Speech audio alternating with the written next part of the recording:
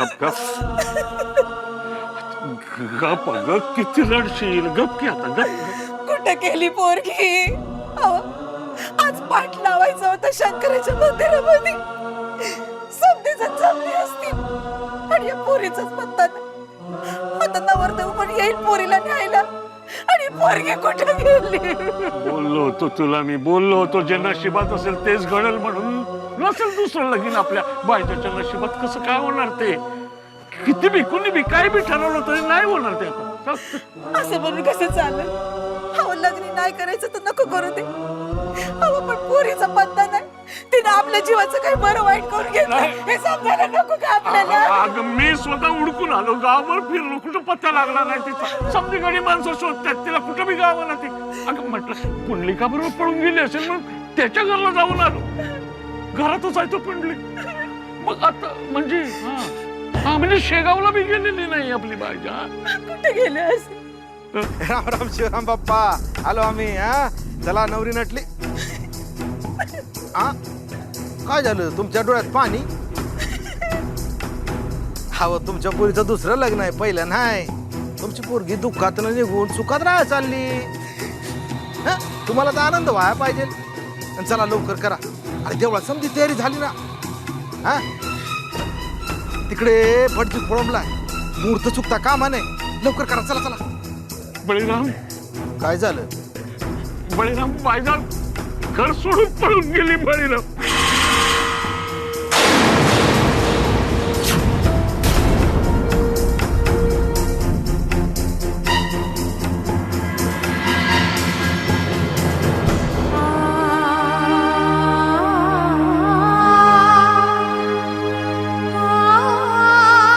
कसं समजावं आई बाबांना?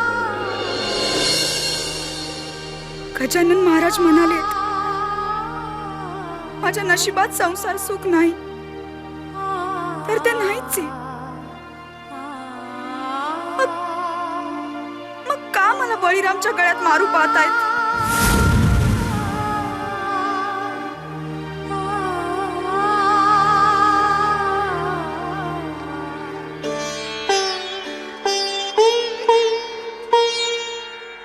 भाईजा,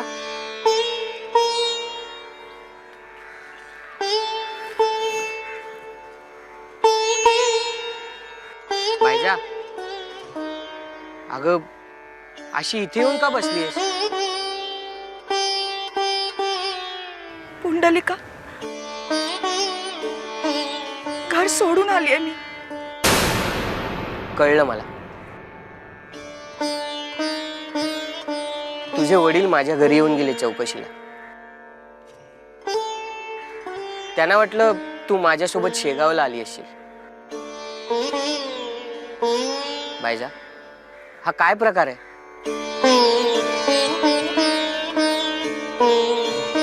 कळत नाहीये जे केलंय ते योग्य आहे का अयोग्य आहे. माझ्या आई बाबा बळीरामशी पाठ लावतायत माझा. काय? पुंडलिका, मला त्याच्या डोळ्यात फक्त वासना दिसते रे. माझा मोठा धीरच मला निहाळतोय असा भास होतो. भाईजा, मला परत लग्न करायची इच्छा नाही आता.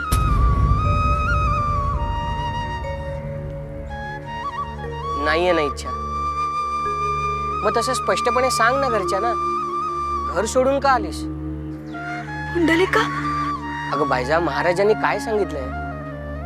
आपलं अंतर्मन आपल्याला जे सांगतं तेच आपल्यासाठी योग्य असतं. त्यावर ठाम राहा. आणि जर तुझ्यावर कोणी काही लादू इच्छित असेल तर त्याच्या नजरेला नजर देऊन विरोध दर्शवा.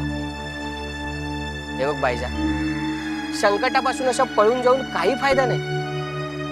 उलट तू पळून गेलीस म्हणून लोक तुझ्या आई वडिलांना नावं ठेवतील. पुंडलिका, भाईजा, आधी घरी जा.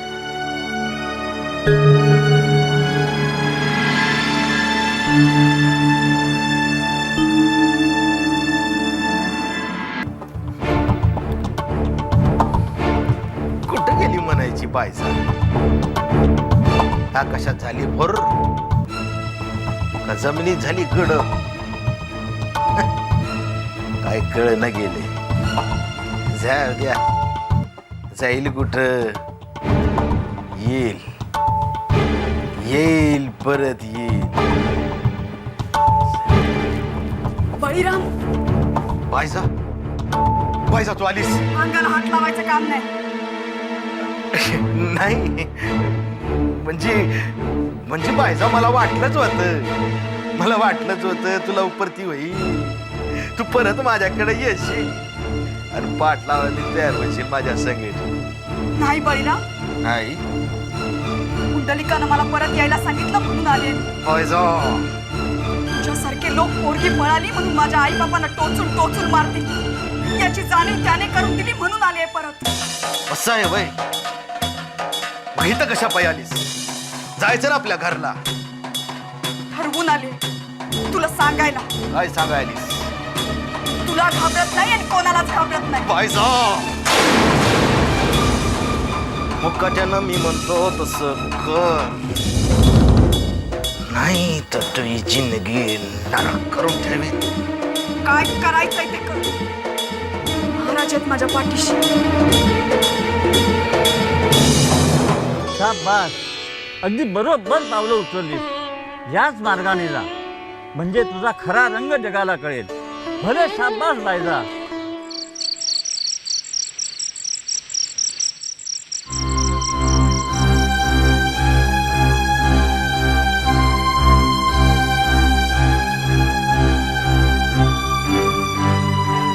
कुठे गेली असेल हो बायजा?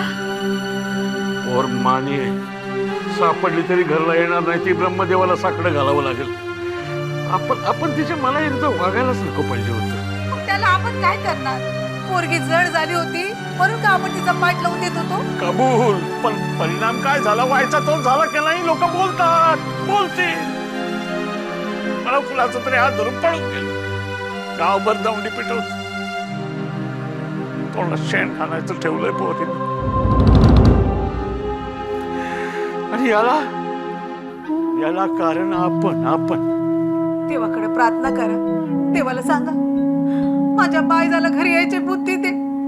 ती घरी आली ना की मी हाताची परडी करून तिला अगदी फुलाप्रमाणे जपेल. फुलाप्रमाणे जपेल. आई, आई, बायजा, माझ्या पोरी कुठं गेली होतीस का? आम्हाला सोडून, आई बापाला सोडून कुठं गेली होती? तुझी काळजी वाटली ना म्हणून घरी परत आले. बायजा तुझ्या मनाविरुद्ध आता तुला पाठ लावून द्यायचा हट्ट आम्ही सोडून दिलाय. तुझ्या बापाला माफ कर पोरी. बाबा, नाही तू आता कुठं बी जाऊ नकोस. पाहिजे तर मी तुझ्या पाया पडतो. बाबा,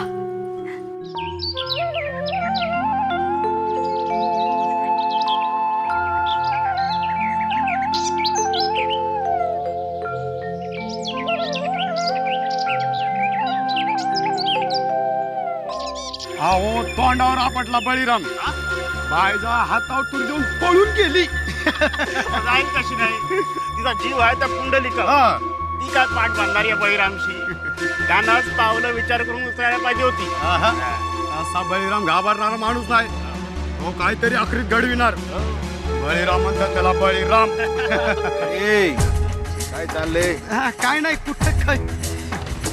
आमच्या नावाचा घोष लावलाय म्हणून विचारतोय. नाही त्याचं काय फार वाईट झालं बळीराम. नाही म्हणजे तुम्ही पाखरू हेरलं पण फास बरोबर नाही टाकला.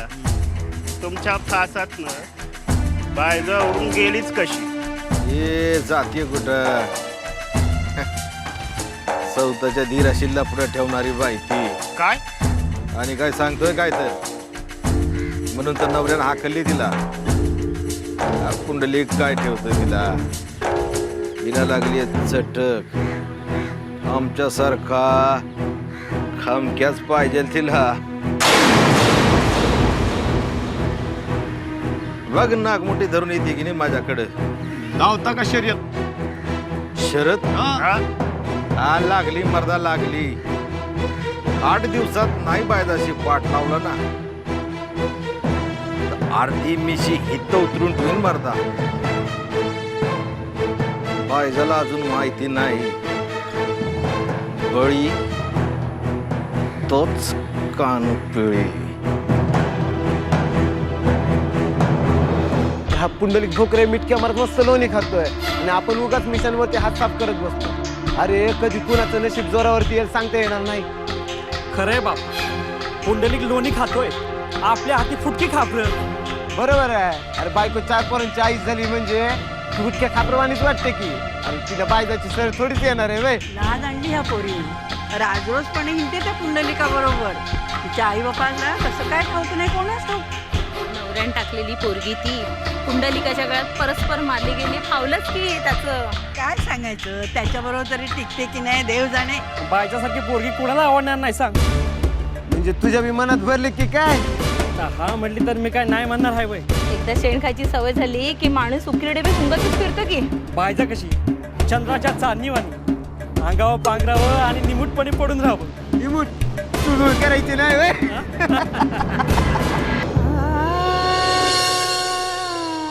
अगं पोरी, तुझ्यासाठी चांगलं स्थळ सांगून आलंय. आम्ही होकार सुद्धा कळवलंय. कोण आहेत ते? बळीराम.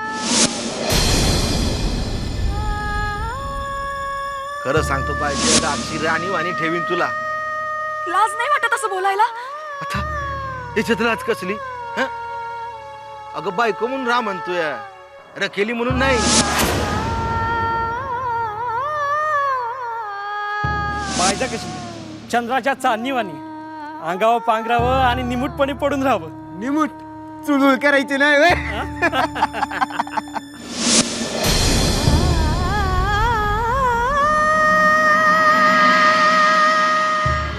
ऐक माझं जरा बेताल घे. अहो, काय सांगतो आपण हे गाव सोडून दुसरीकडे राहायला जाऊ. तिथं आपल्याला आणि आपल्या बायजाला कोणी बी ओळखणार नाही अशा ठिकाणी जाऊ.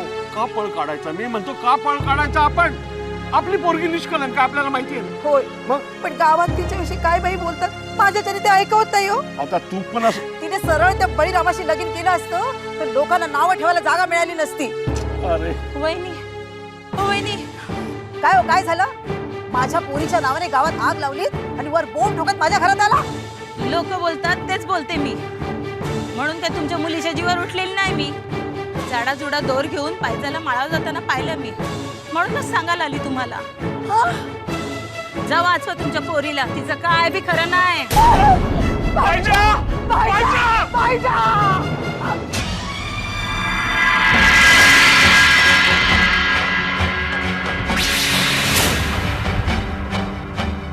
थांब बायजा, अविचार करू नकोस.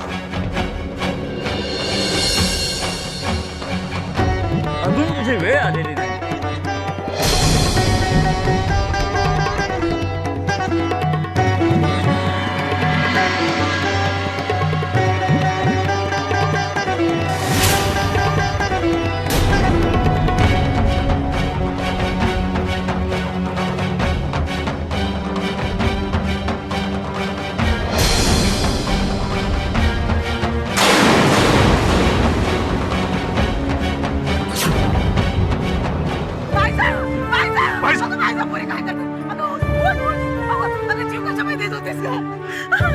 आई बापाला एकटं सोडून अशी जीव द्या निघाली. तुझ्या बिगर आम्ही कसं राहिलो असतो, कसं जगलो असतो?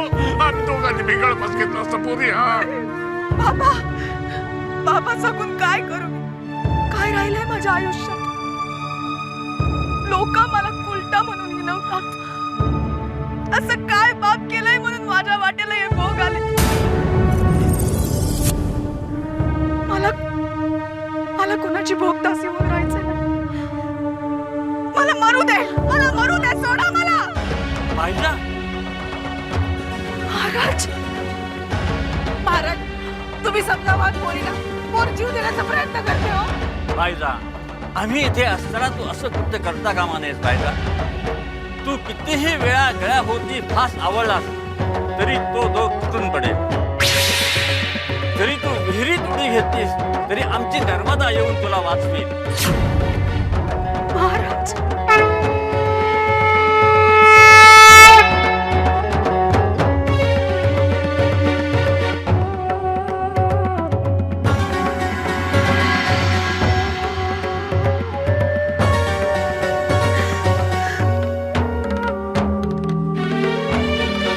महाराज,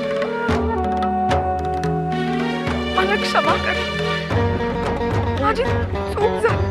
चूक तुझी नाही बाईजा, चूक त्यांची आहे जे लोक तुला जगू देत नाही. चूक त्यांची आहे जे लोक तुझ्याकडे वाईट नजरेनं पाहतात, तुझ्या चारित्र्यावर शिंतोडे उडवतात. म्हणून तुला स्वतःला संपवण्याची गरज नाही बाईजा. तुझी प्रतिमा, तुझी ओळख त्यांनी आमच्या पांडुरंगाच्या डोळ्यात भावली, पण ते त्यांना शक्य होणार नाही. जे नतद्रष्ट आमच्या पांडुरंगाच्या डोळ्याला डोळा भिडून बघतील ते जळून खात होते. गण गण गणात बोते, गण गण गणात बोते, गण गण गणात बोते, गण गण गणात.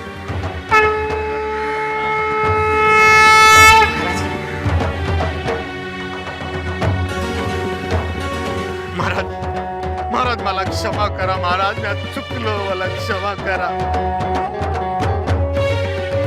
महाराज. आज जर न पाय झाला मी आपल्या धाकल्या बहिणी परमान मानन महाराज. कोणावर उपकार करतोयस तू महाराज बायजाशी कुणीही नातं सांगू नका. जी मुळी जन्माला आलेली आहे तीच गतजन्माच्या भावाची भेट व्हावी म्हणून. भाऊ होय बायजा, कुंडली तुझा गतजन्मीचा भाऊ आहे. महाराज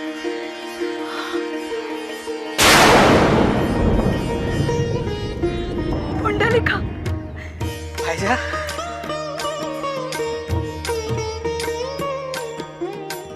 गण गण गणात बोते, गण गण गणात बोते. तुम्ही भावंड, तुमचं आयुष्य परमेश्वर चरणी व्यतीत होणार आहे. तुम्ही दोघं समाजाला आदर्श ठराल असा आशीर्वाद आम्ही तुम्हाला देतो. गण गण गणात बोते, गण गण गणात बोते, गण गण गणात बोते, गण गण गणात बोते, गण गण गणात बोते, गण गण गणात बोते.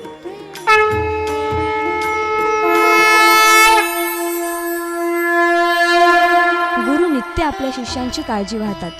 त्यांच्या मनात असलेल्या सात्विक इच्छा ते लीलया पूर्ण करतात. आपल्या शिष्यांचे दुःख हरण करण्यास ते सदा तत्पर असतात.